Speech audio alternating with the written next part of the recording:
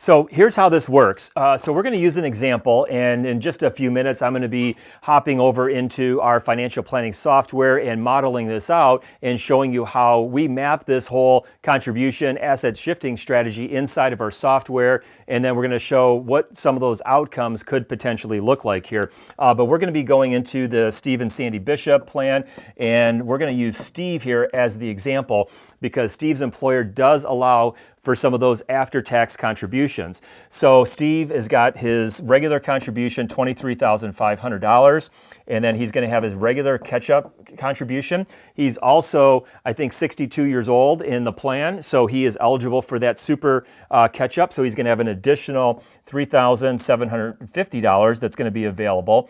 His employer is contributing $9,000 to his plan, and that is for a total of $43,750.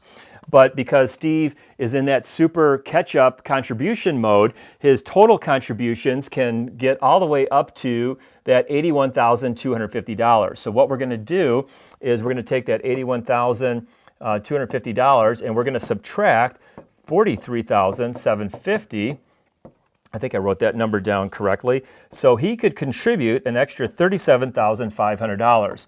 And the way that he's going to do this, this is something, a type of plan that's been available inside of 401k plans for many, many decades. But up until relatively recently, there wasn't really a clear IRS direction on what could be done with those after-tax savings. But I think it was in 2014, the IRS finally gave us some clarity and said that you can now take those after-tax contributions and then directly roll them over into either a Roth IRA account or a Roth 401k plan, depending on what your employer may allow you to do there with that. So the mechanism is going to be to put that $37,500 into a Roth or into an after-tax account, and then that's going to immediately or somewhat immediately get rolled over into a Roth IRA account. Now, this is another area that your employer-sponsored plan may have some different rules on. Sometimes they let you do it once a year. Sometimes you can do it as much as you want, even monthly.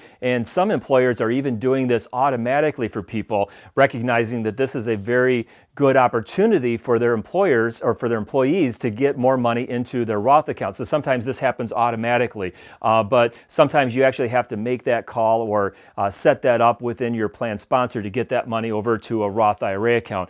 You're not getting any tax deduction when that money goes in. It's again after-tax money, but it's a way to get money into a Roth account even if you're over some of those income thresholds.